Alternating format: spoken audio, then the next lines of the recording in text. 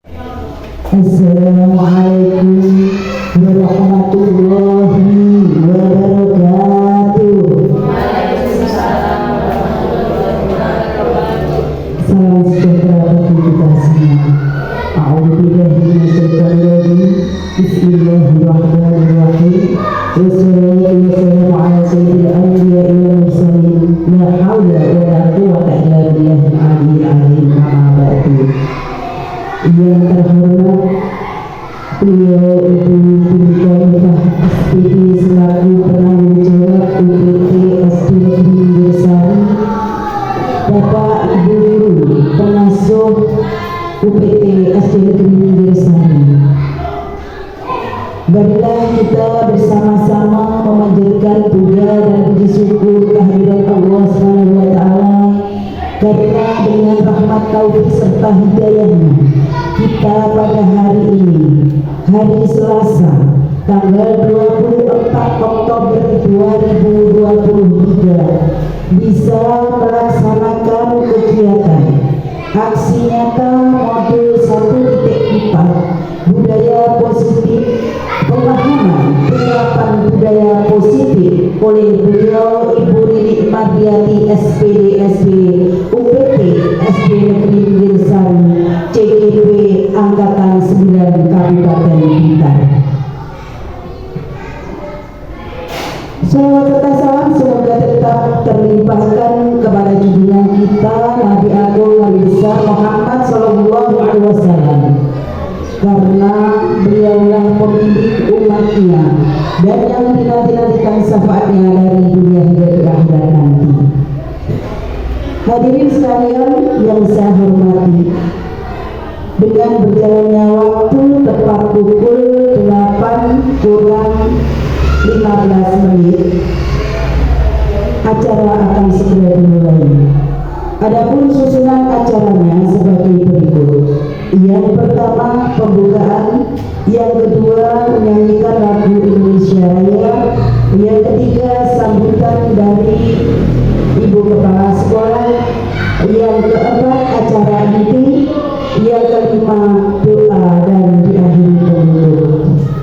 Baiklah, acara yang pertama adalah pembukaan. Marilah acara ini kita buka bersama-sama dengan bacaan dulu kitab. Semoga acara ini nanti bisa berjalan lancar, membawa barokah dan manfaat kepada dunia pendidikan khususnya UPT SD Girsari dan pada umumnya SD se-Indonesia. Al-Hadiyah Al-Fatihah.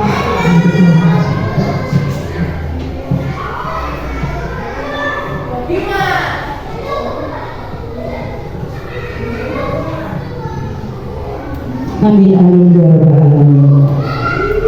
Acara yang kedua adalah menyanyikan lagu Indonesia Raya. Hadirin dimohon berdiri.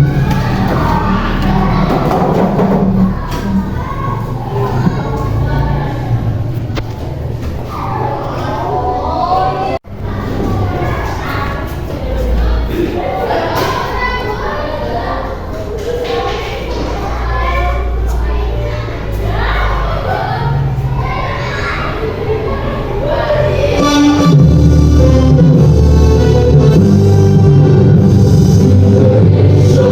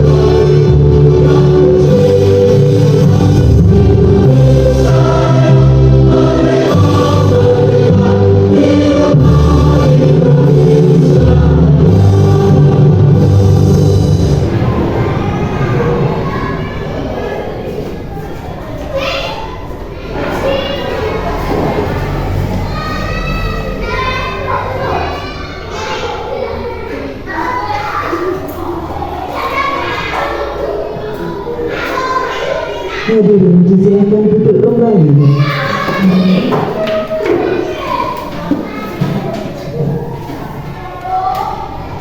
Acara yang selanjutnya adalah sambutan dari Ibu Kepala Sekolah UPT SD Negeri Minggirsari. Beliau Ibu Bin Khalifah SPD.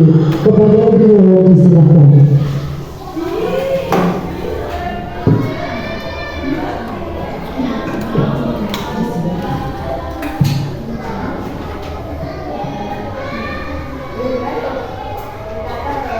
Assalamualaikum warahmatullahi wabarakatuh. Waalaikumsalam warahmatullahi wabarakatuh. Yang saya hormati rekan-rekan semua, pembimbing dan pengasuh UPT SD Negeri Minggirsari. Puji dan puji syukur atas kehadiran Allah Subhanahu wa Ta'ala, Tuhan yang Maha Esa, karena atas berkat rahmat dan nikmatnya lah pada hari kita bisa hadir berkumpul di ruangan ini dalam keadaan sehat tanpa kurang satu apapun.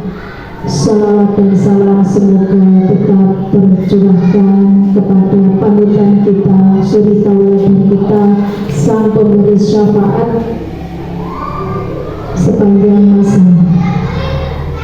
Yang pertama, saya mengucapkan banyak terima kasih atas berkenannya panjenengan semua untuk hadir di sini. Dengan berkenannya panjenengan hadir di ruangan ini, secara otomatis panjenengan semua sudah memberikan dukungan kepada rekan kita Bumi Nikmat Diyati dalam melaksanakan kegiatan diseminasi aksi nyata modul 1.4 budaya positif, pemahaman penerapan budaya positif. Ini merupakan salah satu dari seluruh rangkaian kegiatan program guru penggerak. Alhamdulillah, saya mohon maaf ini karena baru hari ini bisa membersamai penjenengan, karena apa ya, dengan akhirnya saya mohon maaf yang sebesar-besarnya baru hari ini ya terlaksana kegiatan ini. Perlu saya informasikan bahwasannya tentang pendidikan guru penggerak ini merupakan program dari pemerintah yang bertujuan untuk meningkatkan kompetensi guru dan meningkatkan kualitas,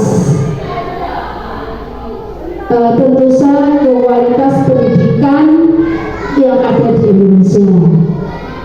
Nah, program guru penggerak ini diluncurkan oleh Kementerian Pendidikan, Kebudayaan, Riset dan Teknologi atau Kemendikbudristek dengan harapan dapat memperkuat peran guru sebagai agen perubahan untuk meningkatkan mutu pendidikan yang ada di Indonesia.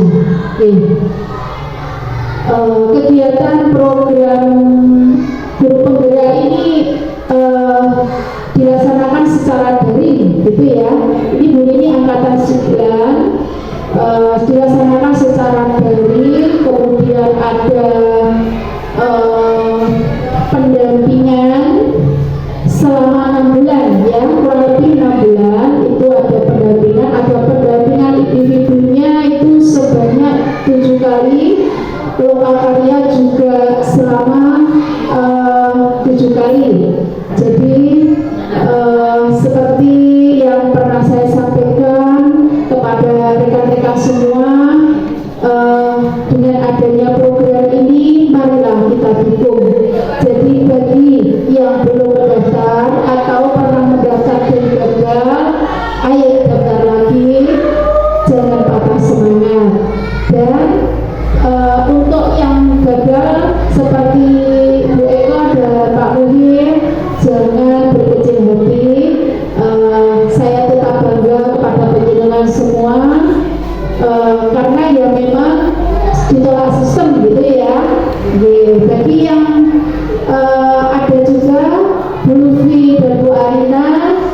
sudah daftar tapi juga ditolak sistem karena masa kerja kurang dari 5 tahun. Dan ini ada Bu Atin dan Bu Umi, ini jadi daftar ya, jadi daftar. Tetap semangat ya. Kalaupun gagal, dan kegagalan itu adalah keberhasilan yang bertumbuh ya. Jangan sampai patah semangat. Saya ya pernah gagal mengikuti sekolah penggerak, tapi karena sekarang sudah tidak dibuka lagi, saya nggak daftar. Seandainya masih ada dibuka, saya daftar. Saya sempat lolos di tahap 1, tapi untuk tahap 2 ya belum, saya belum beruntung. Dan saya bangga sekali memiliki guru penggerak seperti ini, karena bagaimanapun juga guru penggerak merupakan agen perubahan di dunia pendidikan. Terus semangat Bu Nini, jangan putus asa. Jika ada kesulitan langsung ditanyakan ke PP-nya atau fasilitator, itu ya. Jadi ketika ada kesulitan atau sharing dengan teman-temannya, itu ya. Nah, harapan saya terhadap guru penggerak itu yang pertama dapat semoga ya sebetulnya ini wajib ya, dapat mencetak sebanyak mungkin agen transformasi dalam dunia pendidikan yang kemudian mampu menghasilkan murid-murid yang berkompeten dan berkarakter tentu saja ya.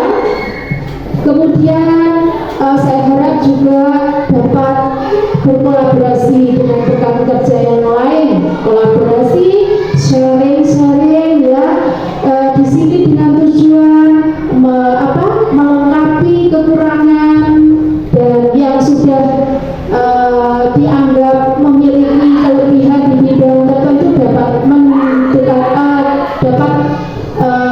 membagi atau berbagi dengan teman ya. Sekarang lagi tren berbagi praktek baik ya, lagi tren itu kita mengikuti tren saja ya, jangan sampai kita ketinggalan tren-tren tersebut ya. Kemudian yang terakhir dengan adanya guru penggerak semoga dapat memotivasi teman-teman yang lain supaya juga ikut menjadi guru penggerak, karena dengan guru penggerak akan tercipta perubahan dalam dunia pendidikan. Yang terakhir sekali itu yang pesan saya kepada Bu Nini dan yang lain ya. Demikian yang bisa saya sampaikan, kurang lebihnya saya mohon maaf yang sebesar-besarnya. Wabillahi taufiq wal hidayah. Wassalamualaikum warahmatullahi wabarakatuh.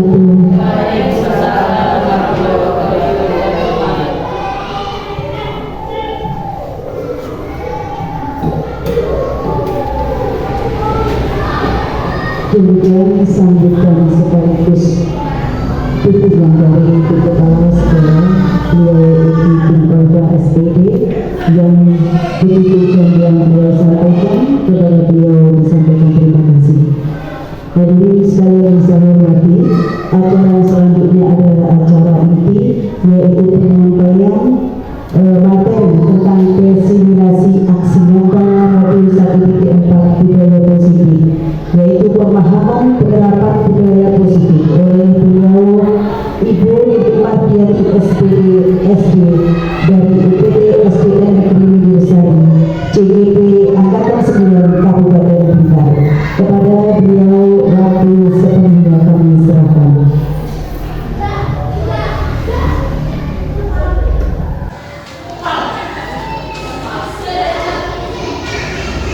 Assalamualaikum warahmatullahi wabarakatuh. Yang kedua, Ibu Kepala Sekolah SDN Mirsari yang saya hormati, rekan guru, pengajar, SD Inggrisari. Pertama-tama marilah kita panjatkan puja dan puji syukur karena dengan rahmat dan karunia-Nya kita bisa berkumpul di kelas 5 ini untuk mengikuti kegiatan yaitu diseminasi budaya positif dalam keadaan sehat dan tanpa ada kekurangan apapun. Pertama-tama saya ucapkan banyak terima kasih kepada Ibu Kepala Sekolah dan rekan guru sekalian karena telah meluangkan waktu untuk mengikuti diseminasi ini.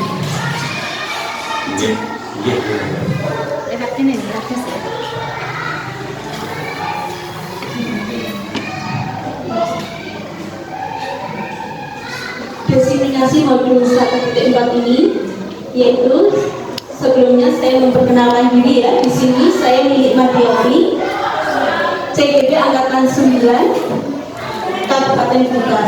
Di sini saya dibimbing oleh fasilitator saya yang bernama Bapak Suwono dan Bapak pengajar praktek saya yaitu Bapak Bagus Purgo Cahyono.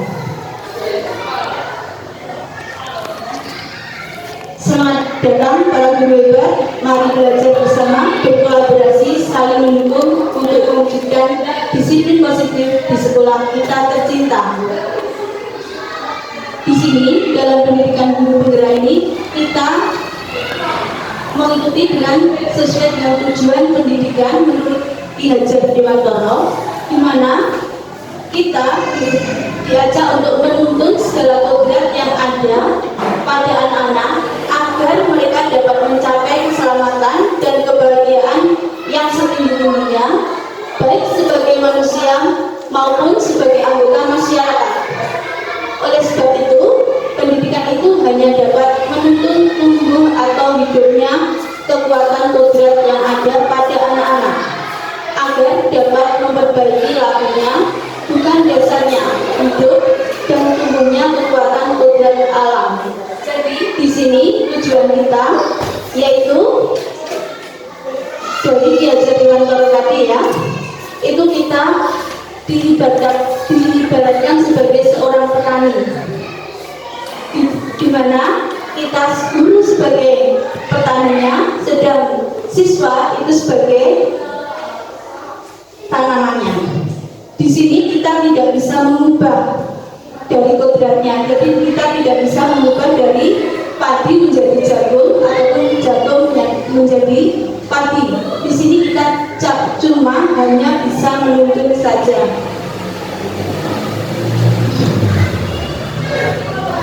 Budaya positif. Dalam budaya positif di sekolah adalah nilai dan kebiasaan di sekolah yang berpihak pada murid agar mereka dapat berkembang menjadi pribadi yang kritis, penuh hormat dan tanggung jawab sesuai dengan profil pelajar Pancasila. Konsep kita pada hari ini yang kita pelajari yaitu konsep utama budaya positif. 1. Perubahan paradigma belajar. 2. Disiplin positif. 3. Kebutuhan dasar manusia. 4. Motivasi perilaku manusia. 5. Posisi kontrol guru. Yang keenam, keyakinan jelas. 7. Segitiga restitusi.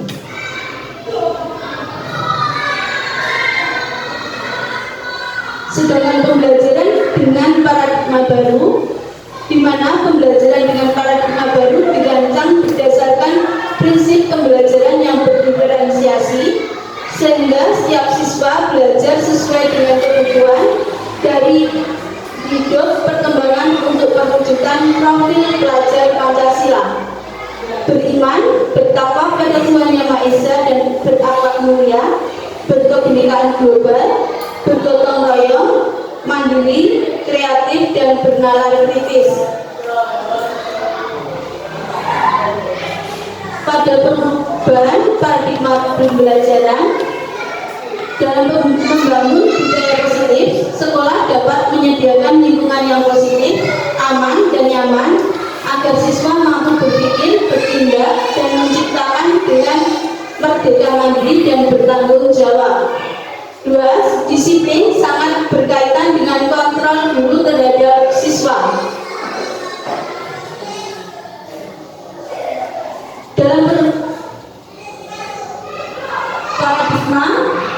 Dalam perubahan paradigma, kegiatan ini kita bisa melakukan dengan kegiatan kepalan tangan, yaitu saya minta tolong secara bergandengan tangan atau berkelompok, Bapak Ibu guru mempraktekkan di sini. Anda sebagai secara pergantian ya, Anda sebagai A dan B, sedangkan A itu berusaha mengepal tangannya, dia membawa sesuatu yang berharga. Salah satu teman Anda sebagai B, di sini teman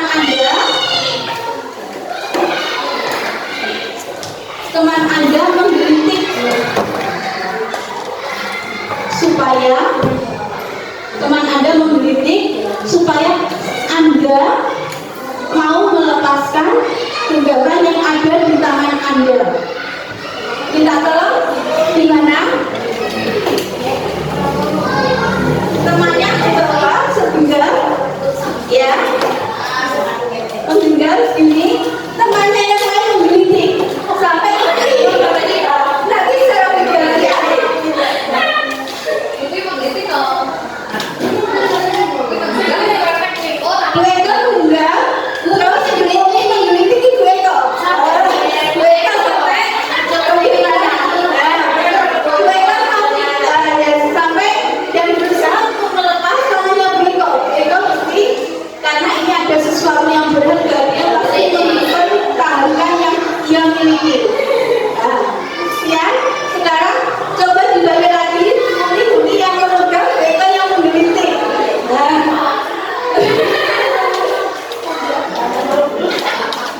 Oke, di mana itu? Sudah? Ya. Sekarang dari sini, dari tangan yang kita bawa ini, kira-kira ibu-ibu itu bagaimana dengan kepala yang ibu bawa? Ibu mau melepaskan, memberikannya dengan sukarela atau dengan mempertahankan? Minta tolong, simpen, monggo, Bu Arina, Bu.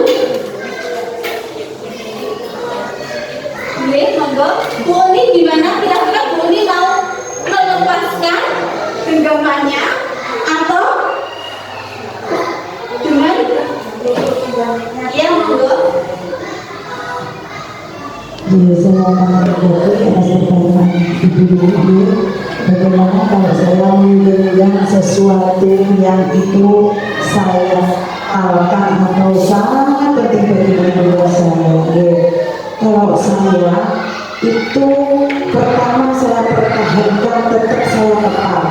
Terus yang kedua saya pertimbangkan itu yang menggelitik itu maunya apa. Kalau memang sangat betul-betul sangat membutuhkan, ya akhirnya akan saya ikhlaskan, saya berikan.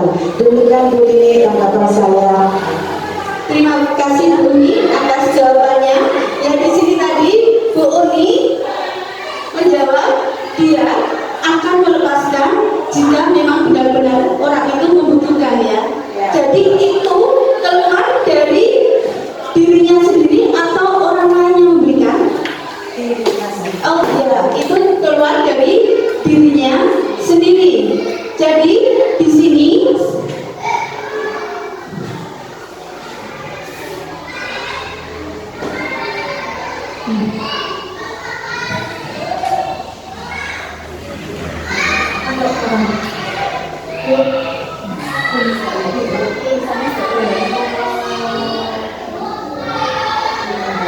ya, jadi di sini kita mempelajari dari situ, ya, itu berarti Bu Uni mengontrol dari dirinya sendiri dan dia mau memberikannya sesuai dengan kepercayaannya atau dirinya sendiri. Di sini kita belajar tentang perubahan paradigma baru, belajar perubahan paradigma teori kontrol atau ilusi kontrol dari Dr. William Greiser. Di sini seorang guru bisa Kalau dulu bisa mengontrol muridnya, tapi sekarang seorang guru apa bisa merubah muridnya, mengontrolnya? Kalau misalkan ada PM, anak tersebut apa mau kalau dia tidak mempunyai keinginan sendiri untuk mengerjakan PR-nya sendiri, apa dia mau mengerjakan PR-nya? Iya, tidak. Disinilah makanya ilusi guru mengontrol murid itu dulu terjadi, sekarang harus ada perubahan, yaitu dari siswa sendiri untuk ingin berubah. Ilustrasi bahwa semua penguatan positif, efektif dan bermanfaat. Di sini dengan pemberian hadiah, seseorang diberi hadiah ataupun anak yang pandai atau keberhasilan selalu diberi hadiah atau pujian, penghargaan, apa itu bisa menguatkan efektif dan bermanfaat bagi siswa tersebut? Bagaimana Ibu?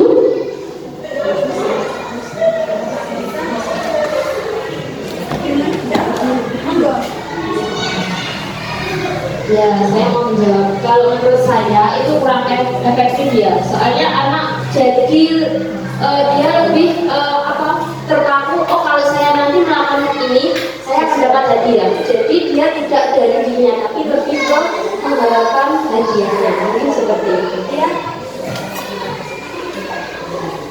Terima kasih Bu Lutfi untuk penjelasannya. Ya, betul.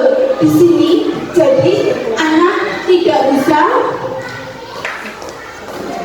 keluar dari keinginan dirinya sendiri. Jadi anak masih tergantung pada hadiah atau reward yang diberikan pada gurunya. Jadi di sini kurang efektif. Yang ketiga yaitu ilusi bahwa kritik dan membuat orang merasa bersalah dapat menguatkan karakter. Di sini kalau ada kritikan terus anak yang salah itu malah dipojokkan, dia merasa bersalah. Ini apa bisa meningkatkan atau menguatkan karakter ciri anak tersebut? Tidak itu, ya betul, tidak. Terus sekarang ilusi bahwa orang dewasa memiliki hak untuk memaksa. Oh ya, untuk memaksa itu tidak ya. Ya lanjut itu.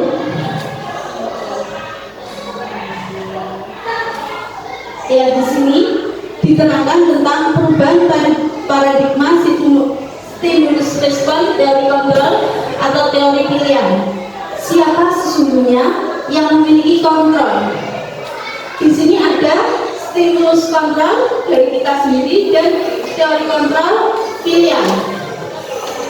Yang pertama, menurut stimulus kontrol, kita mencoba mengubah orang agar berpandangan sama dengan kita. Kenyataannya dalam teori kontrol, kita harus bisa memahami pandangan orang lain tentang dunia. Dalam stimulus kontrol, perilaku buruk dilihat sebagai suatu kesalahan. Tetapi di sini dalam teori kontrol, semua perilaku itu memiliki tujuan, di mana kita itu memiliki keinginan yang berbeda-beda. Jadi kita tidak bisa menyalahkan orang lain itu benar atau salah. Yang ketiga yaitu orang lain bisa mengontrol saya menurut stimulus respon. Tetapi menurut teori kontrol, hanya Anda yang bisa mengontrol diri Anda sendiri. Seperti genggaman tangan Anda sendiri tadi ya, Anda bisa melepaskan sesuatu dari apa yang Anda miliki dengan keinginan Anda sendiri. Jadi kita tidak bisa walaupun seperti apa sama orang lain, tidak akan melepaskan kalau kita tidak menginginkannya. Saya bisa mengontrol orang lain, Anda tidak bisa mengontrol orang lain. Ya ini menurut stimulus respon tadi ya, saya bisa mengontrol orang lain. Menurut pilihannya, Anda tidak bisa mengontrol orang lain. Ini seperti anak yang mengerjakan BM tadi. Kalau dia memiliki keinginan untuk mengerjakan, pasti dia mengerjakan. Tapi kalau dalam keinginannya sendiri, ada pelajaran dia suruh mengerjakan, tapi dia ogah-ogahan untuk mengerjakan, maka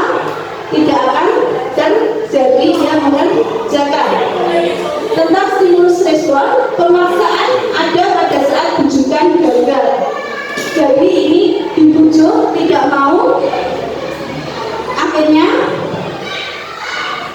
stimulus kontrolnya gagal. Sedangkan di sini pada teori kontrol pilihan, kolaborasi, konsensus, ciptaan pilihan-pilihan baru. Di sini dalam teori pilihan, yaitu sekarang ini adanya kolaborasi kerjasama antar teman itu sangat diperlukan untuk menciptakan suatu pilihan yang baru. Stimulus respon, model berpikir menang atau kalah. Kalau dulu kita berpikir itu pasti ada aku menang, kamu kalah. Tapi kalau sekarang ini dalam teori kontrol itu model berpikir menang-menangan, menang-menang. Jadi tidak ada yang menang dan ada yang kalah. Kita semua adalah sama. Jadi di sini teori kontrol, satu, Anda tidak bisa mengontrol orang lain, hanya Anda yang bisa mengontrol diri Anda sendiri. Dua, semua perilaku memiliki tujuan. Tujuan menurut teori motivasi yaitu untuk menghindari hukuman, untuk mendapatkan imbalan, dan untuk menghargai diri sendiri. Model berpikir menang-menangan, yaitu kolaborasi dan konsensus menciptakan pilihan-pilihan yang baru. Kebutuhan kita berbeda. Kita berusaha memahami pandangan orang lain tentang dunia. Setiap orang memiliki gambaran yang berbeda. Dan di sini kita belajar lagi ya tadi sesuai keterangan gambaran tadi tentang disiplin positif. Tentu kita berpikir sebelum mengetahui disiplin positif. Disiplin itu apa teman-teman disiplin? Kita pasti mengetahui kalau disiplin itu pasti peraturan yang harus kita lakukan, yang harus kita jalani. Kalau nggak menjalani pasti dihukum. Itu disiplin ya. Di sini kita pelajari tentang disiplin positif.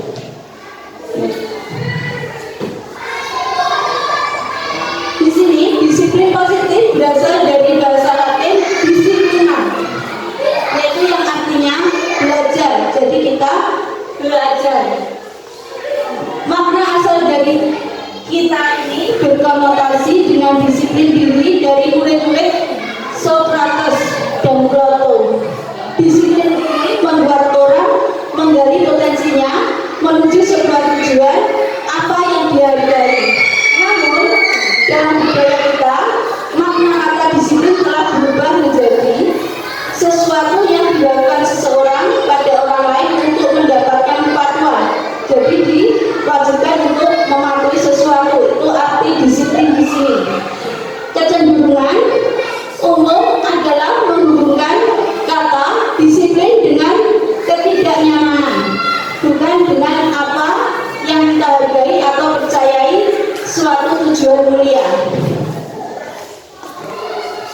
Disiplin mendorong orang untuk belajar kontrol diri dengan menggali potensi agar mencapai tujuan mulia, yaitu sesuatu menjadi seorang yang kita inginkan berdasarkan nilai-nilai yang dihargai. Nilai-nilai tersebut disebut nilai-nilai kebajikan yang universal. Nilai-nilai kebajikan universal disepakati bersama lepas dari suku, bangsa, agama, bahasa maupun latar belakangnya. Nilai-nilai ini merupakan paling besar dari sikap dan perilaku kita, atau nilai-nilai ini merupakan fondasi kita untuk berperilaku.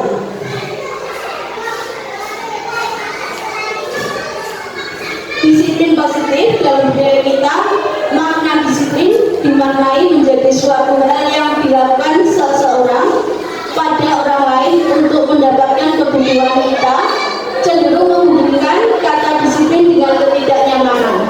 Sebagai pendidik, tujuan kita adalah menciptakan peserta didik yang memiliki disiplin diri sehingga mereka bisa berperilaku dengan mengacu pada nilai-nilai kebajikan universal dan memiliki motivasi intrinsik bukan ekstrinsik. Jadi yang diperlukan kita di sini yaitu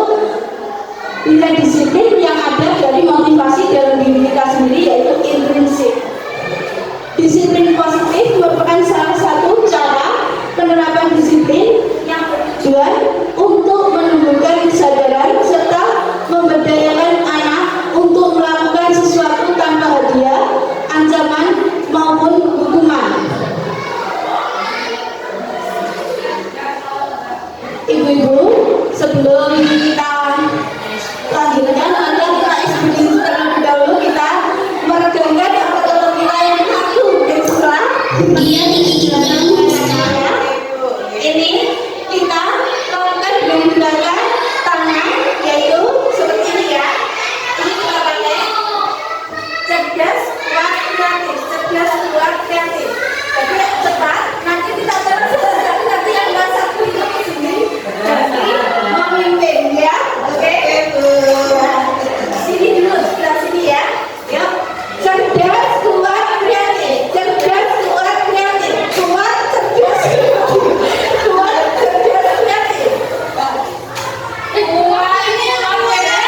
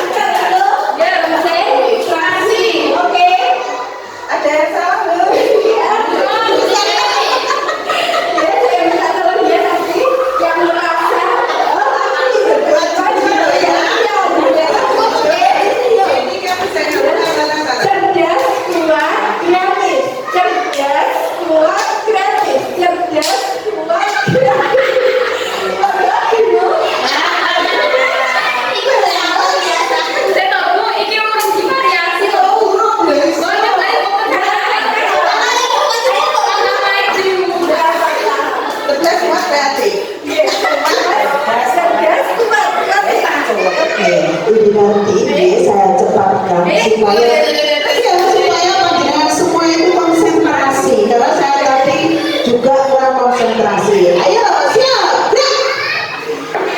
cerdas, kuat, kreatif. Nah ini saya sing bingung.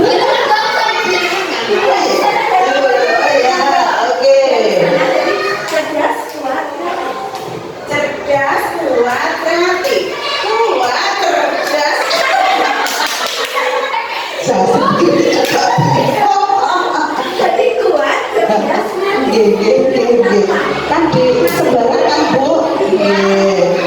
Ayo mulai 1, 2, 3. Cerdas, kuat, kreatif. Kuat, cerdas, kreatif. Kuat, cerdas, kreatif. Kreatif, cerdas. Saya sendiri. Kok salah loh sebenarnya.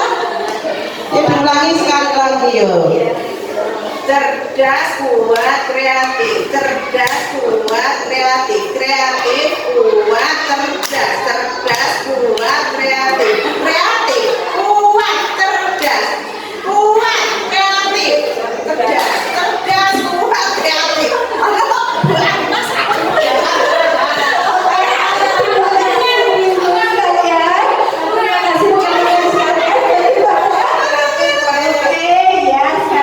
Sudah renggang ya otot-ototnya. Oke, ya kita lanjutkan ya. Nah, di sini setelah kita melakukan tadi kuat, cerdas, kreatif. Nah, itu sama dengan keinginan kita dalam kurikulum merdeka ini ya. Kita mengharapkan seorang murid yang cerdas, kuat, dan berkreatif. Nah, mempunyai kreatif yang tinggi gitu ya. Makanya kita ambil jadi seperti itu. Di sini selanjutnya kita belajar tentang kebutuhan dasar manusia. Kebutuhan dasar manusia itu ada 5, yaitu kebutuhan bertahan hidup, yaitu sering kita sebut dengan survival. Kebutuhan cinta dan kasih sayang, jadi kita memerlukan cinta dan kasih sayang, yaitu belonging, yaitu tanda cinta kasih, love you. Yang ketiga yaitu kebutuhan penguasaan. Penguasaan yaitu power. Power kita simbolkan dengan bintang. Bintang yang selalu bercahaya. Sedangkan kebutuhan kebebasan, kita ingin sesuatu yang bebas. Itu kita simbolkan di sini tentang kupu-kupu. Kalau lihat kupu-kupu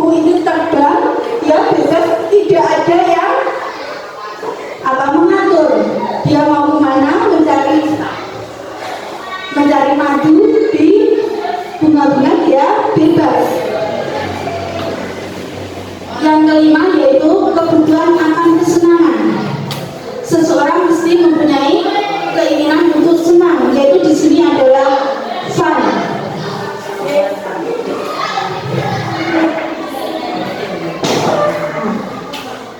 Di sini pengertian dari kebutuhan tadi ya, ini kebutuhan hidup. Kebutuhan bertahan hidup yaitu merupakan kebutuhan yang bersifat fisiologis untuk bertahan hidup, misalnya kesehatan, rumah, dan makanan. Di sini bersifat fisiologis, cuma bersifat fisik. Sedangkan yang kedua yaitu kebutuhan cinta dan kasih sayang. Ini termasuk dalam kebutuhan psikologis. Anak memiliki kebutuhan dari cinta dan kasih sayang dan rasa yang diterima yang tinggi karena ingin disukai dan diterima oleh lingkungannya dengan baik. Jadi di sini berasal dari dalam diri anak sendiri. Dalam diri anak dia ingin akan cinta dan kasih lingkungan sekitarnya. Kebutuhan penguasaan. Kebutuhan penguasaan merupakan kebutuhan pengakuan atas kemampuan yang berhubungan dengan kekuatan untuk mencapai sesuatu, menjadi kompeten, terampil, diakui atas prestasi dan keterampilan yang dimiliki. Kebutuhan kebebasan. Anak-anak dengan kebutuhan kebebasan yang tinggi menginginkan pilihan. Mereka perlu banyak bergerak, menyukai hal-hal yang baru dan menarik, serta suka untuk mencoba-coba. Anak merasa mampu mengekspresikan diri sendiri, tidak tergantung pada orang lain, tidak mudah terpengaruh oleh orang lain. Jadi anak memiliki keinginan untuk bebas. Jadi seorang guru tidak boleh menekan terlalu dalam terhadap anak. Kebutuhan akan kesenangan. Kebutuhan untuk mencari kesenangan yaitu untuk bermain dan tertawa. Kebutuhan ini muncul sejak dini, kemudian terus berkembang hingga dewasa. Jadi kita perlu juga selain kebutuhan lain tadi juga kesenangan untuk hidup kita. Di sini ada seorang kasus ya, sebuah kasus rekan semua. Ini ibu ya, guru kelas 6 di SD Permai sedang bingung menghadapi ulah salah satu muridnya di kelas yang namanya Agus. Beberapa anak telah datang dan mengeluh Agus yang sering meminta bekal makanan siang mereka dengan paksa, yaitu yang meminta dengan paksa. Jika ada yang menghadapi situasi seperti Julia, kira-kira apa yang Anda lakukan? Menurut Anda kira-kira apa alasan Agus untuk melakukan itu? Rekan semua, Agus itu melakukannya untuk apa ya? Buka tolong ini halaman. Ya, berkeinginan untuk apa? Mungkin saudara Agus itu kurang menarik, lebih menarik pertanyaan-pertanyaan, makanya dia ingin Iya. Jadi Agus menginginkan yaitu bekal rumahnya yang kurang menarik. Berarti di sini Agus apa Bu? Termasuk dia memiliki apa namanya kebutuhan yaitu apa Ibu? Ya makanan. Ya. Ya. Agus ingin apa tadi? Iya, membawa bekal rumahnya lebih enak. Iya, yaitu termasuk kebutuhan penting. Oke, terima kasih. Semoga ibu yang baik, lulus ya.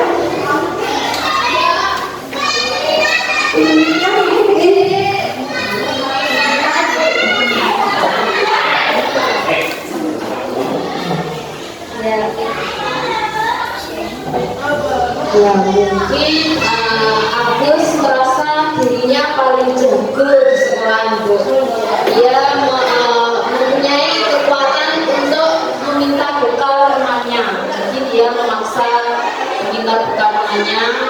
sehingga temannya menjadi takut dengan dia. Ya, karena ingin menjadi jago itu merupakan kebutuhan apa? Kekuasaan bagi Agus. Monggo Bu, ini mungkin menambahkan. Kemungkinan di atas kasusnya Agus itu kemungkinan memang dari rumah itu tidak dibawakan karena kesibukan orang tuanya, sehingga orang tuanya tidak sempat untuk masak, sehingga Agus betul-betul tidak membawa bekal dari rumah, sehingga ada temannya yang membawa bekal, akhirnya jadi kita itu begitu. Iya, terima kasih Buni. Kalau menurut Ibu Bapak sekalian, dari penjelasan Bu Uni tadi kelihatannya itu Agus merupakan kebutuhan apa itu? Fundamental atau kebutuhan hidup. Terima kasih untuk semuanya. Monggo Ibu. Di sini motivasi perilaku manusia, yaitu motivasi yaitu dorongan pada diri seseorang dilakukan secara sadar atau tidak untuk melakukan tindakan dengan tujuan tertentu. Yang pertama yaitu menghindari ketidaknyamanan dan hukuman. Peserta didik menerapkan disiplin karena takut akan hukuman. Hal tersebut termasuk motivasi ekstrinsik, yaitu karena menghindari hukuman karena takut. Ekstrinsik. Yang kedua yaitu mendapat hadiah atau penghargaan dari orang lain. Ini hanya untuk mendapatkan hadiah. Berarti itu adalah motivasi ekstrinsik. Menghargai nilai kebajikan diri sendiri, di mana peserta didik menerapkan disiplin dengan kesadaran dan akan kebajikan dirinya. Hal tersebut termasuk motivasi intrinsik, yaitu yang kita cari sekarang ini, yaitu kebajikan diri sendiri, yaitu intrinsik, motivasi dari diri sendiri. Di sini ada konsep disiplin yang merupakan identitas gagal. Gagal maksudnya ini adalah bisa ini bersifat hukuman dan penghargaan. Itu berupa yang keluar dari ekstrinsik, dari dorongan dari luar. Yaitu dengan adanya hukuman ini bisa menyakitkan anak karena terlalu keras, justru anak akhirnya sakit, anak tidak nyaman. Selain itu juga bisa memaksa dengan tidak punya anak tapi dipaksa untuk melakukan. Peserta didik akhirnya dia takut dan menyembunyikan kesalahannya. Jadi dengan adanya hukuman ini bisa berakibat anak akan takut dan menyembunyikan kesalahannya.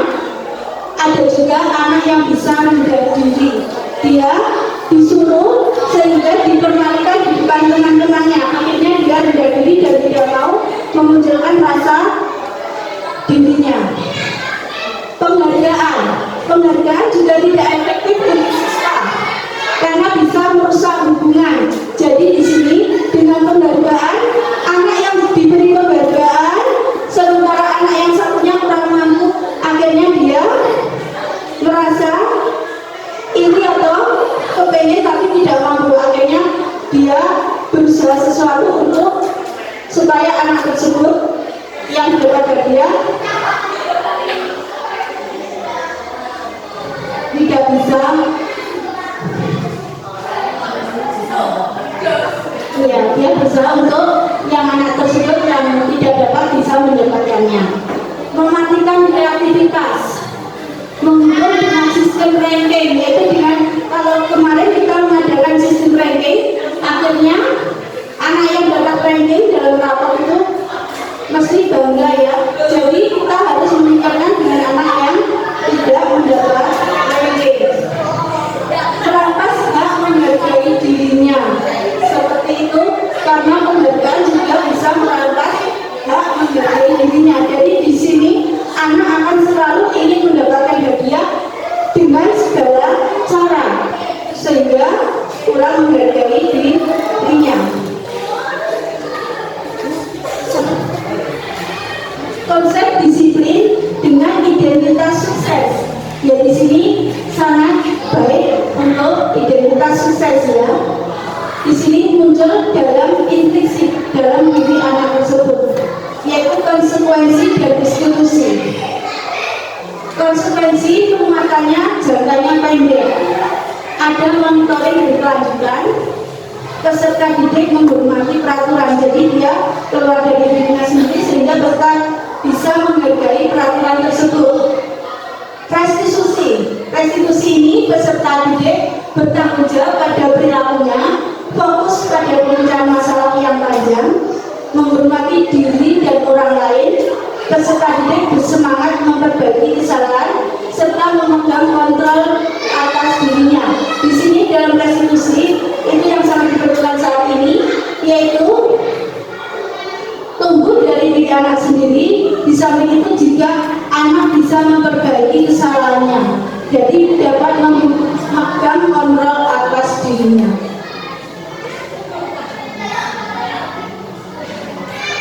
Untuk meregangkan otak kita sambil kita berpikir, yaitu di sini ada hukuman dan konsekuensi setelah yang saya jelaskan tadi. Di sini ada suatu tindakan anak. Kira-kira ini yang pernah kita lakukan, yaitu tentang hukuman atau konsekuensi. Kira-kira pada pencatatan pada soal latihan seperti ini ya, yaitu yang soal pertama, tindakan dulu dengan mencatat 100 kali di dalam buku kalimat saat saya tidak akan terlambat lagi. Itu kira-kira termasuk hukuman atau konsekuensi? Konsekuensi? Wah, ya. Terima kasih Bu Umi. Sekarang ini anak lagi di lapangan basket 2 kali karena terlambat hadir sekolah. Kenapa Bu? Oh ya, terima kasih. Murid diminta untuk push up 15 kali karena tidak menggunakan masker ke sekolah. Terima kasih. Mengganti kertas tugas teman karena dicoret-coret. Ya, terima kasih. Konsekuensi ya. Membersihkan tumpahan di meja tulis karena tersenggol saat belajar. Ya, terima kasih. Konsekuensi. Murid disuruh tidak mengenakan sepatu seharian di sekolah karena tidak mengenakan sepatu hitam. Terima kasih. Lari mengelilingi lapangan basket 2 kali karena terlambat 10 menit untuk pelajaran PJK. Hukuman itu adalah termasuk hukuman bagi anak yang terlambat. Terima kasih Pak Bel.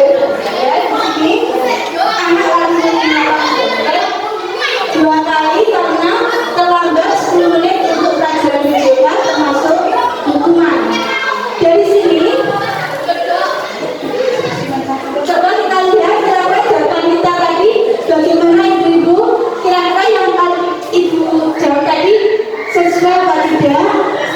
Sesuai. Oke, terima kasih. Ya, di sini tentang hukuman dan konsekuensi ya yang kita bandingkan. Kita pasti meragu apa itu hukuman dan apa itu konsekuensi.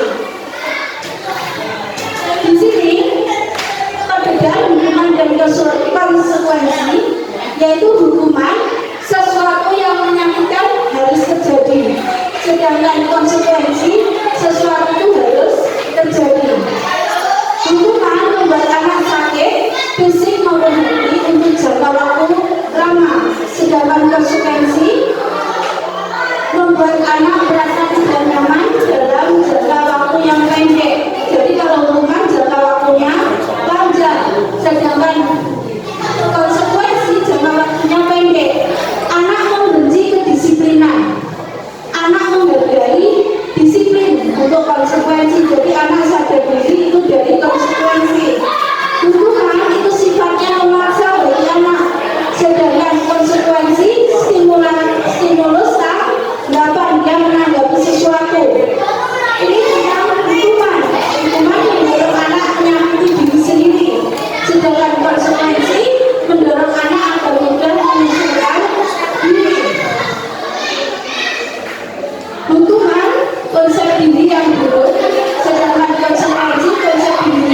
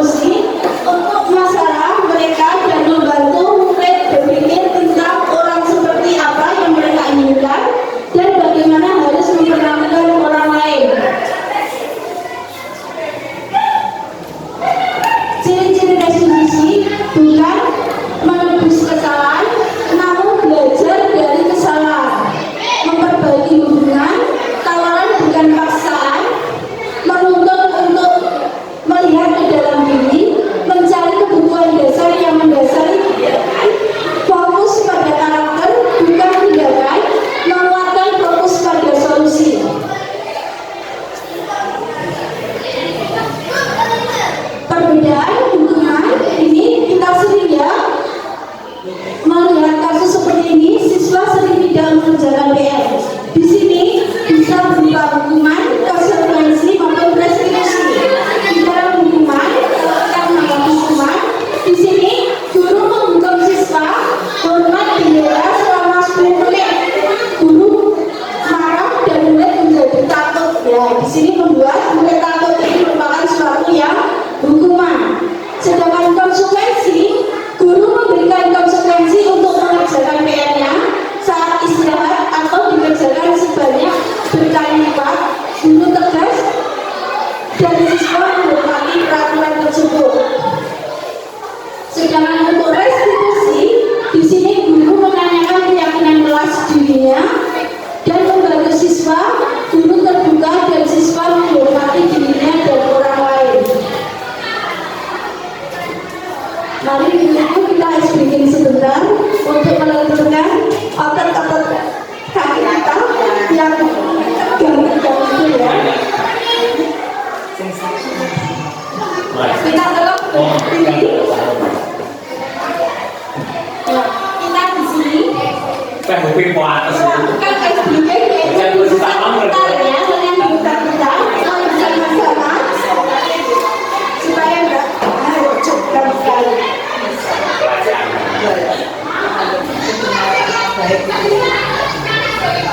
Viral, nggak viral. Nah, ayo viral.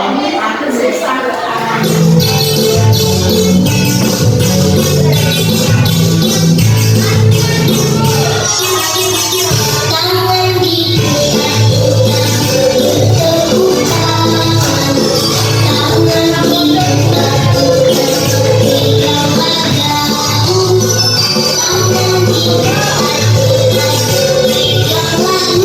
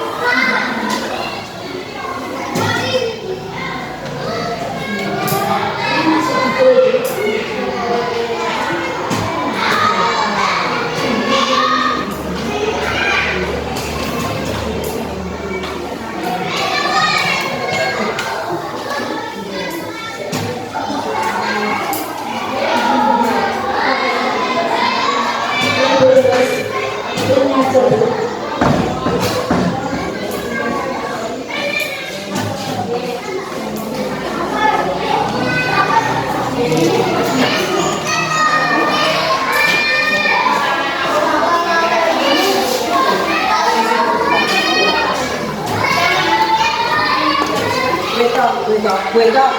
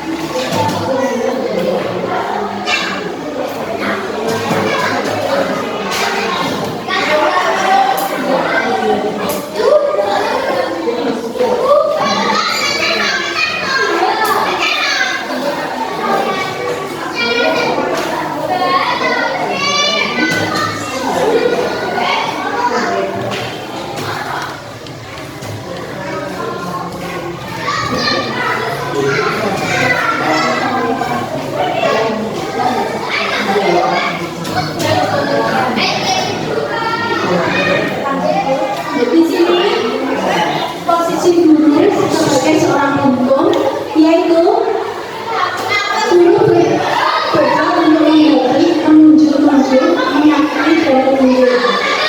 Guru berkata, kalau kamu tidak melakukannya, awas ya, rasakan. Hasilnya, anak membentak, menyalahkan orang lain dan berbohong. Murid berkata, biarkan saja, nanti juga malam-malam lagi jadi anak tidak mengkasihan sama gurunya. Dampaknya pada murid, dia akan mengulanginya lagi.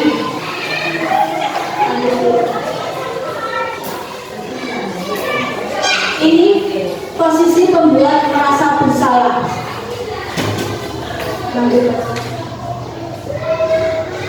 Posisi pembuat merasa bersalah ini biasanya guru berbuat berceramah dan mengatakan seharusnya kamu bersifat seperti ini. Ibu kecewa kamu sudah melakukan hal seperti itu.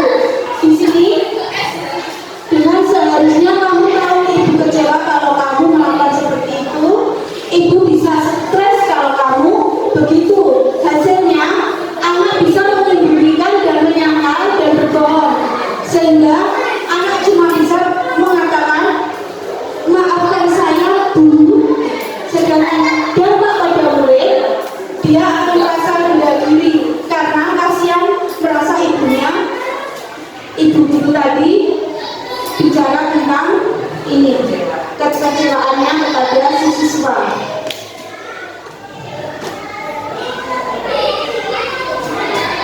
Ini guru sebagai posisi teman. Di sini guru membuat alasan-alasan untuk murid. Jadi guru mengajak, ayo lakukan demi ibu. Masa kamu tidak bisa mau melakukan? Ingat tidak, itu pernah bantu. Hasilnya anak semakin ketergantungan karena selalu dibantu oleh ibu guru, sehingga menyebabkan murid berkata, saya pikir bapak ibu teman saya, jadi anak menganggap guru itu sebagai teman, sehingga anak dampaknya pada anak lebih lemah, tidak mandiri dan tergantung pada guru tersebut.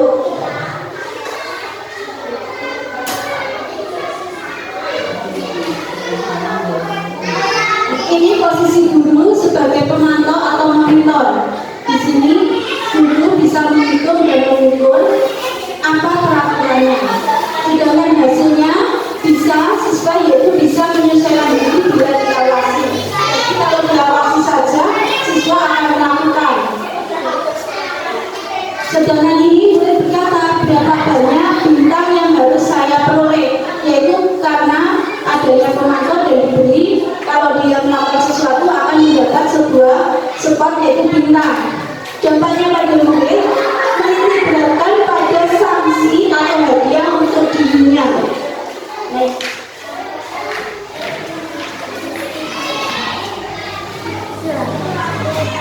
Ini posisi guru sebagai manajer. Guru mengajukan pertanyaan-pertanyaan, apa yang kita yakini, apa yang bisa kami lakukan untuk memperbaiki masalah ini. Hasilnya bisa menguatkan pribadi anak. Murid berkata, bagaimana caranya saya bisa memperbaiki keadaan. Dampaknya pada murid, murid bisa mengevaluasi diri bagaimana cara memperbaiki dirinya.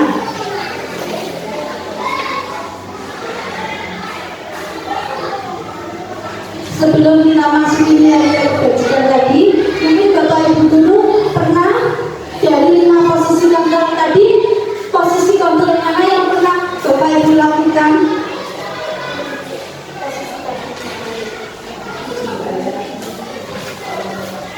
Mungkin ini kira-kira yang pernah dilakukan yaitu posisi kontrol seorang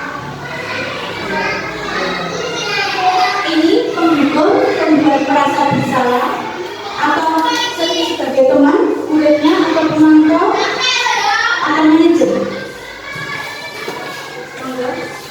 Monggo Ibu. Yang pernah saya lakukan adalah sebagai teman, karena apa? Kalau anak itu merasa dengan gurunya itu teman, itu sesuatu hal yang disampaikan kepada anaknya, maka dia itu lebih nyaman dalam merubah sikapnya. Demikian Bu Nini. Ya, terima kasih Bu Nini atas pendapatnya. Di sini Bu Nini memilih yang pernah dilakukan yaitu dalam posisi saat teman. Jadi dia anak akan dekat dengan gurunya dan lebih nyaman. Mungkin misalnya kira-kira posisi mana yang pernah Anda lakukan di kelas?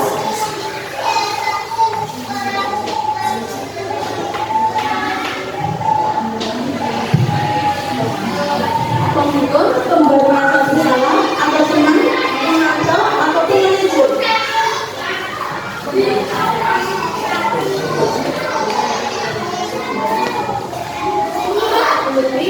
Ya, pengalaman saya yaitu menjadi seorang manajer.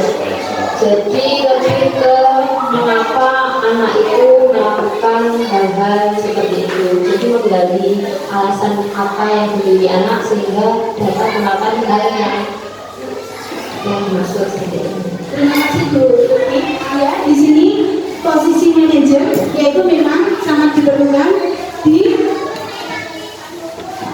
saat sekarang ini, karena dalam posisi manajer selain kita bisa menggali tentang apa masalah tersebut, anak juga bisa melakukan inisiatif bagaimana dia memecahkan masalah itu sendiri. Jadi guru tidak menuju untuk memecahkan anak tersebut, tetapi anak tersebut keluar dari dirinya sendiri dan mau konsekuensi sadar diri. Terima kasih Bu Nini.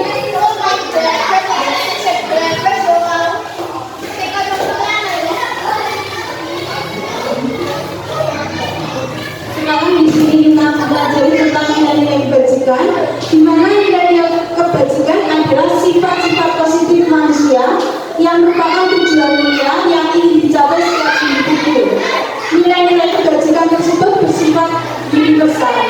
Setiap perilaku perbuatan memiliki suatu tujuan. Menurut Dr. Dylan Drexler pada teori kontrol 1984, dengan mengaitkan nilai-nilai kebajikan yang diyakini seseorang, maka motivasi intrinsiknya akan terbangun sehingga dapat mencapai tujuan mulia yang diinginkan. Nilai-nilai kebajikan yang ingin dicapai oleh setiap anak Indonesia dikenal dengan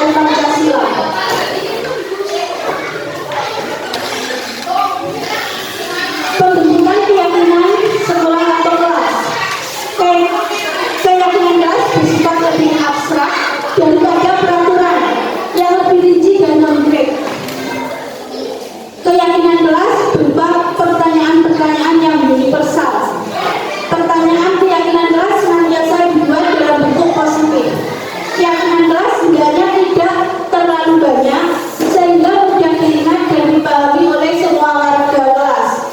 Keyakinan kelas sebaiknya sesuatu yang dapat diterapkan di lingkungan tersebut. Semua warga kelas hendaknya ikut berkontribusi dalam pembuatan keyakinan kelas lewat kegiatan surat pendapat. Bersedia meninjau kembali keyakinan kelas dari waktu ke waktu.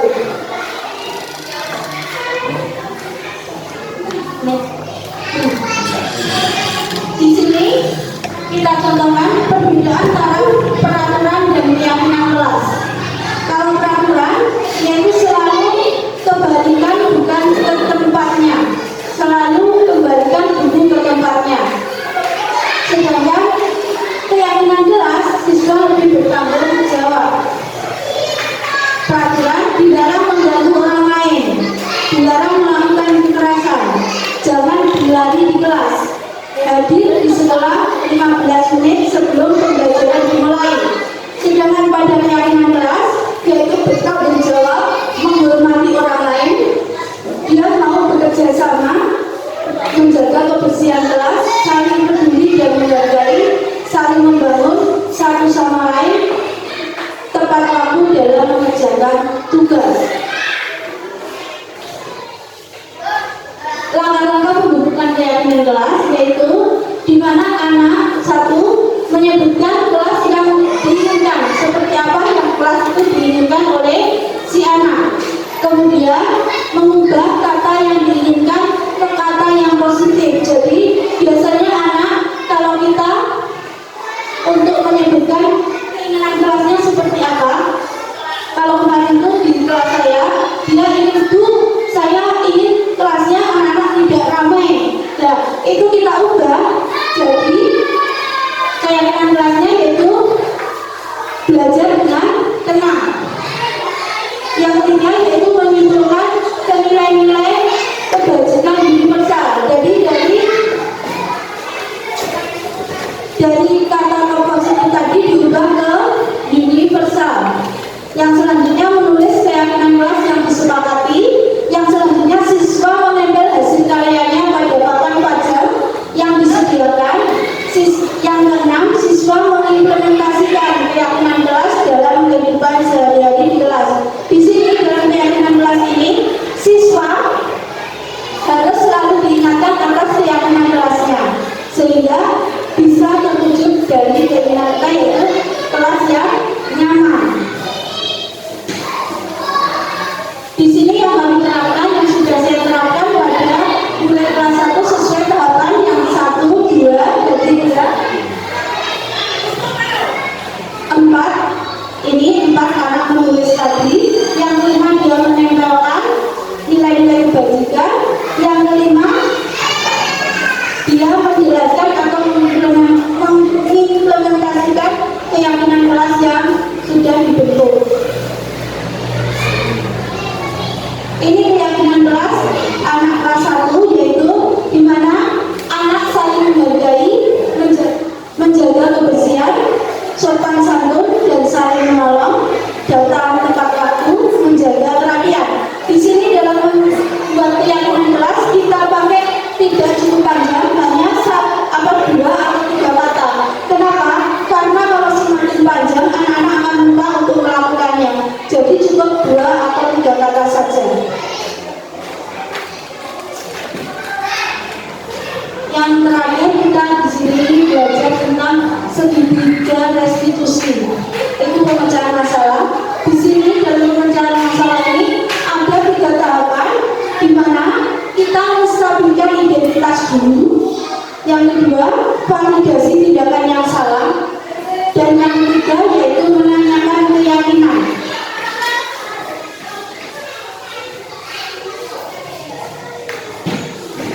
Dalam menstabilkan identitas untuk membuat anak yang merasa gagal karena berbuat salah menjadi positif terhadap dirinya. Jadi anak tidak minder.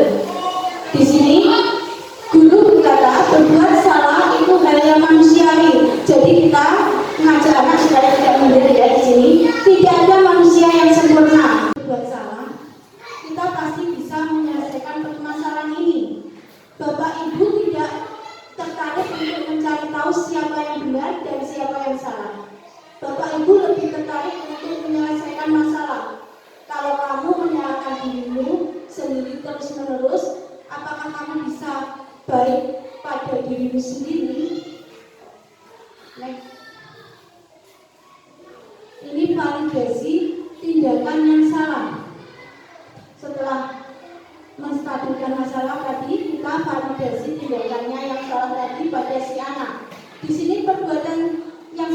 pada murid seringkali dilakukan untuk memenuhi beberapa kebutuhan pada manusia. Di sini, guru harus mampu memahami maksud perbuatan murid tersebut dan membantu murid mengenai kebutuhan dasar yang ingin dipenuhinya ketika melakukan kesalahan tersebut. Guru berkata, kamu bisa saja melakukan hal yang lebih buruk, tapi kamu tidak melakukannya. Kamu pasti punya alasan mengapa melakukannya. Apa yang penting bagi kamu? Kamu boleh tetap berusaha menjadi, tapi tambahkan sikap yang lain. Apakah kamu bisa melakukan hal yang lebih baik besok lagi?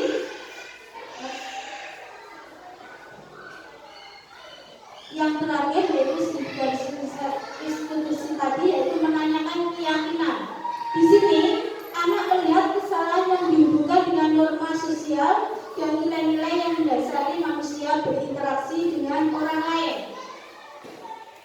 Di sini guru berkata, apa nilai yang kita percaya di kelas atau sekolah kita? Nilai-nilai universal apa yang telah kita sepakati? Kelas yang ideal itu seperti apa? Kita ingin menjadi anak seperti apa? Apa yang harus kamu rasakan ketika kamu melakukan itu? Itu merupakan untuk menanyakan keyakinan. Di sini dalam pembentukan keyakinan kelas tadi dalam studi garis khusus itu cukup penting, karena di sini kita juga menanyakan tentang keyakinan kelas untuk meyakinkan pada anak atas tindakannya. Di sini ada kegiatan restitusi yang telah saya lakukan di kelas 1. Di sini tentang kasus Ridwan. Ridwan kelas 1 yang rumahnya walaupun dekat sekolah, tetapi Ridwan selalu terlambat datang ke sekolah. Yang kedua, yaitu Sarah murid kelas 1. Walaupun pelajaran bahasa Indonesia, ia lupa membawa pensil. Ketika seluruh anak diminta ibu guru menyiapkan alat tulis huruf, mengambil pensil temannya dengan paksa. Di sini saya sediakan contoh video dari demonstrasi kontekstual, yaitu video yang menggunakan segitiga restitusi dari kegiatan ini tadi.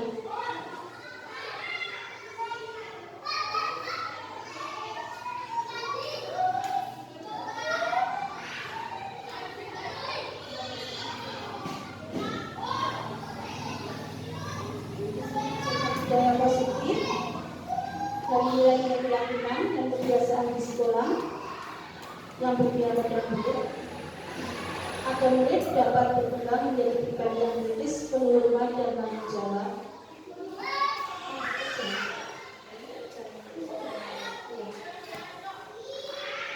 Dari yang positif yang tadi sesuai dengan orang tua, ini segitiga restitusi. Segitiga restitusi yang kita jalankan, yaitu ada 3 tahapan. Menstabilkan tadi, lanjut dulu.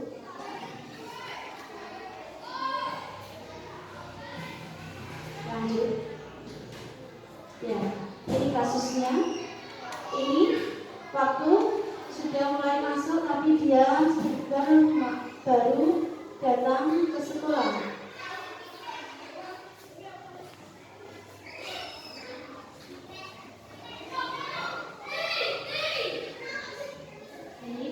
Dari kelas 1, yaitu sebelum masuk kelas kita lakukan untuk mendekatkan pada siswa, yaitu menstabilkan masalah. Sebentar dulu. Di sini dalam menstabilkan masalah, di sini kita gunakan dengan kata-kata seperti masuk tadi. Oh ya, tidak apa-apa Tuhan, semua anak itu juga pernah terlambat. Tapi di sini guru akan mencari solusi dari masalah yang kamu hadapi. Jadi di sini kita meredam murid supaya anak tidak takut. Sedangkan pada validasi tindakan yang salah, di sini dalam percakapan ini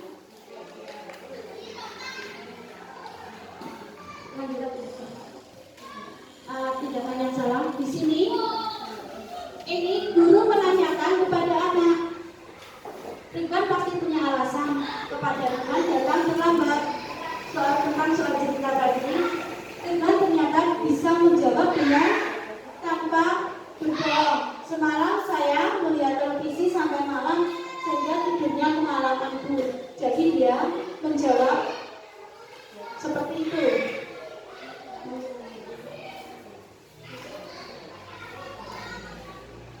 Lanjut menanyakan keyakinan.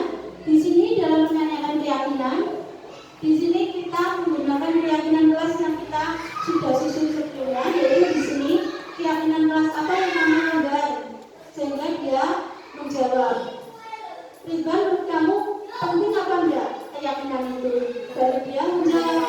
Setelah itu, guru baru menanyakan apa yang kamu lakukan supaya kejadian itu bisa terjadi. Jadi anak bisa memecahkan masalahnya sendiri.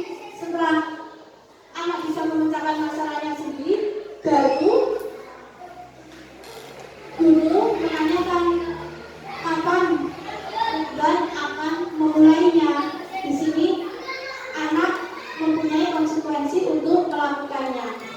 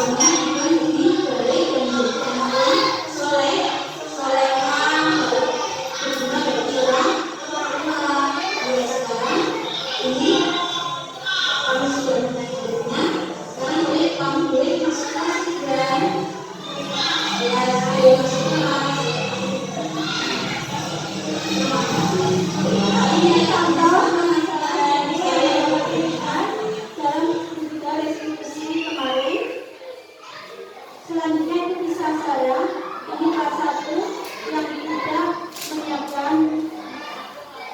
Ini kejadiannya, si Sarah dia tidak bawa alat les tapi merebut punya temannya.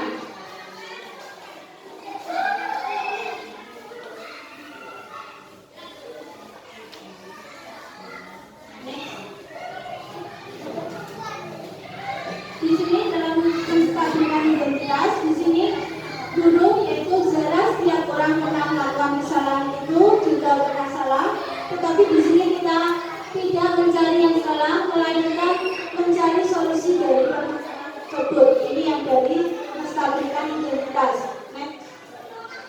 Validasi tindakan yang salah.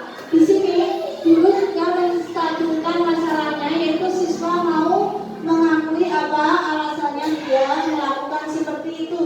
Di sini Sarah melakukan seperti itu karena dia lupa untuk memasukkan alat tulisnya ke dalam tas. Untuk menanyakan keyakinan di sini, untuk menanyakan keyakinan yaitu menanyakan keyakinan kelas terlebih dahulu, yang selanjutnya menanyakan pentingnya keyakinan kelas tersebut. Akhirnya anak tersebut mau untuk melakukan supaya tindakan itu tidak terulang lagi. Bagaimana caranya?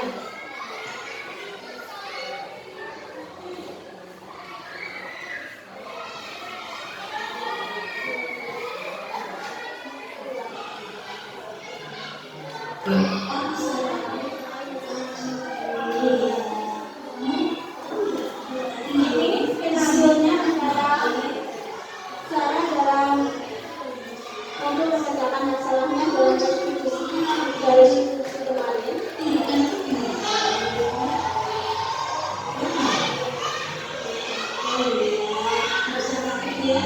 Saya misalnya berdiri mau membantu kamu mengucapkan solusi dari permasalahan yang kamu lakukan tadi. Semua teman-teman juga pernah berbeda masalah seperti itu. Saya kenapa itu sampai membuat kita.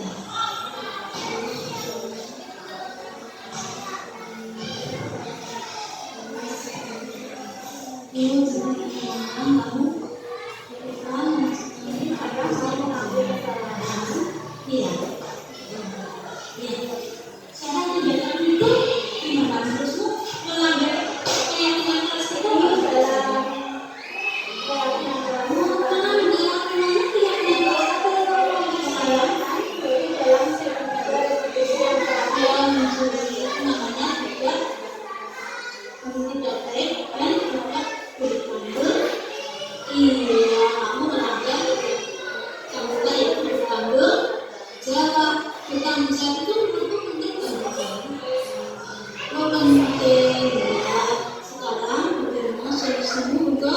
menyelesaikan masalah itu ya.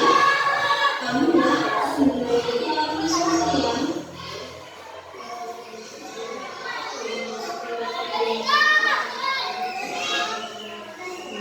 Bisa mulai kapan? Besok, besok.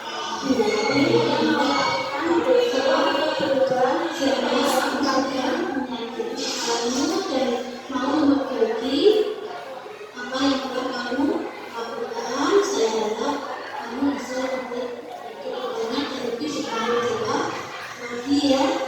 Dan lebih besok kita sekarang kamu bisa masuk ke kelas saya.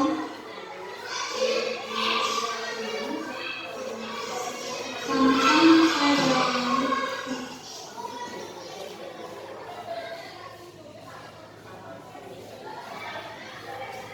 Demikian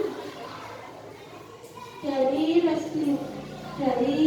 hasil diskusi yang telah saya lakukan tadi. Terakhir kali ini saya ucapkan banyak terima kasih pada ibu-ibu sekalian karena telah meluangkan waktunya untuk mengikuti destinasi aksi nyata yang telah saya lakukan. Dan mohon maaf kalau ada kekurangan atau tutur kata yang kurang berkenan.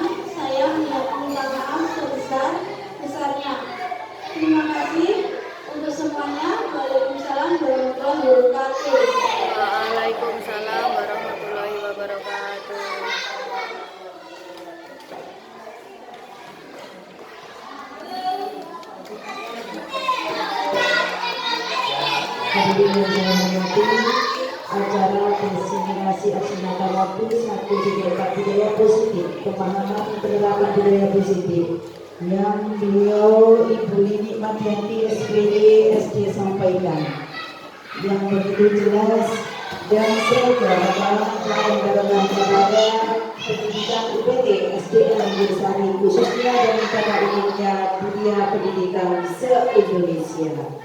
Kepada beliau disampaikan terima kasih. Acara selanjutnya ada doa yang akan disampaikan oleh beliau Guru Agama Arina Gawati Jawa SD. Kepada beliau silakan.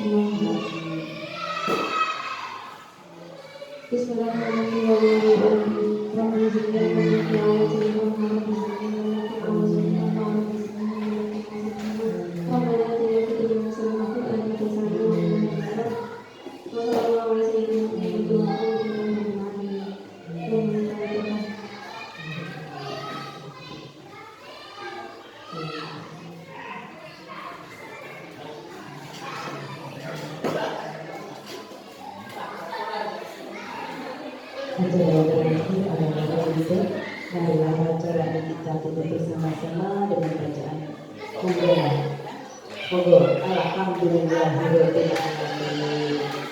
Kami selalu berdoa acara apabila dalam menyampaikan susunan acara ada beberapa pernikahan yang tidak berkenan dan saya mewakili dari Bu Nini selaku CKP Angkatan 9 Kabupaten Blitar.